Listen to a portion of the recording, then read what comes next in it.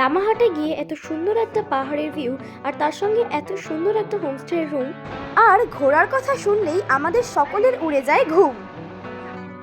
আজ 2-3-2025 সকাল 8:05 আমরা সবাই এনজেপি স্টেশনে নেমে একটা সুমো গাড়ি করে বেরিয়ে পড়লাম আমাদের প্রিয় পাহাড়ের উদ্দেশ্যে।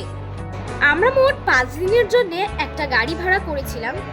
এর জন্যে মোট ভাড়া পড়েছিল মোট 20,000 টাকা। গতকালের জার্নি আমাদের চ্যানেলে আগের পার্টে দেওয়া আছে, কেউ যদি না দেখে থাকো তাহলে অবশ্যই আমাদের ভিডিওগুলো দেখে নিও, তাহলে আমাদের ট্রাভেল সিরিজের কন্টেন্টগুলি দেখতে আপনাদের সুবিধা হবে। যাই হোক, স্টেশন থেকে নেমে গাড়িতে করে প্রায় 2 ঘন্টা বাদে আমরা গিয়ে পৌঁছালাম লাভার্স পয়েন্ট। এখানে সিনিক বিউটি কিন্তু খুবই সুন্দর ছিল, একটা খুব সুন্দর হাওয়া দিচ্ছিল।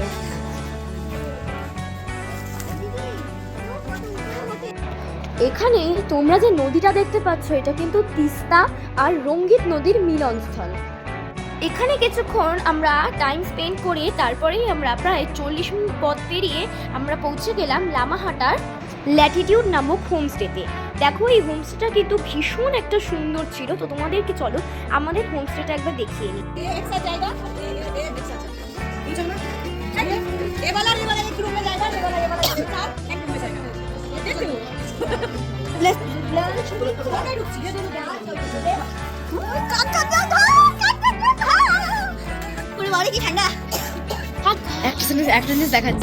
কাঞ্চনজঙ্ঘা দেখা গেছে, এই যে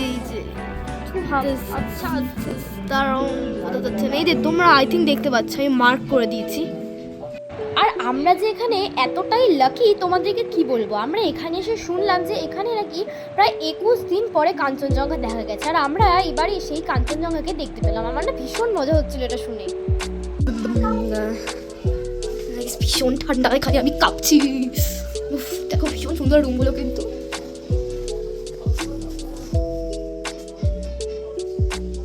রুমের সামনে জায়গাটা বেশ সুন্দর, কিন্তু হ্যাঁ চলো বাইরে যাই। হ্যালো, বাইরে ভীষণ সুন্দর জায়গাটা।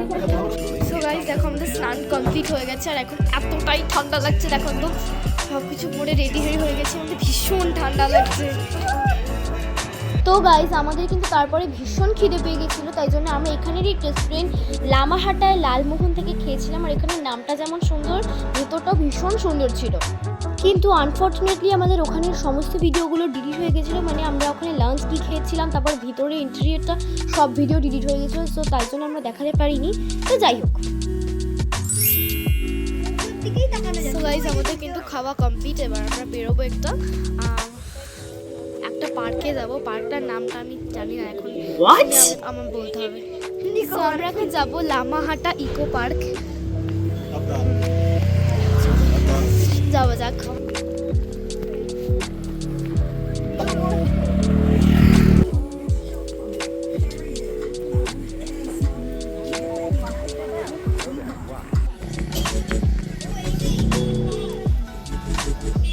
এই লামাহাটা ইকো পার্কটা কিন্তু ভীষণ সুন্দর ছিল, আর এখানে অনেক পাইন বাগান দিয়ে ঘেরা ছিল উপরের দিকে। আর একদম টপে মানে অনেকটা উপরে উঠলে এখানে 750 মিটার উচ্চতায় একটা জলাশয় ছিল, কিন্তু অনেকটা উপরে হওয়ায় আমরা এত দূর পর্যন্ত উঠতে পারিনি, কিন্তু আমরা কিছুটা উঠেছিলাম।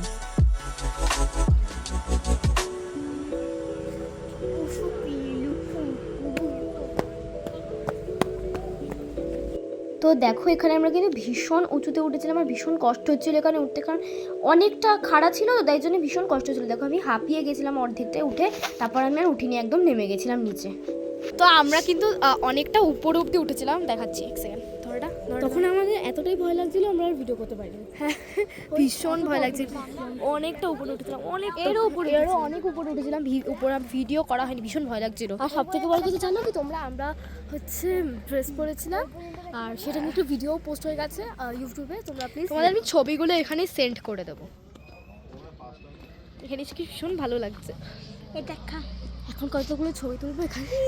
এবং ঠিক এইভাবেই আজকে আমরা লামাহাটায় দিনটা কাটালাম।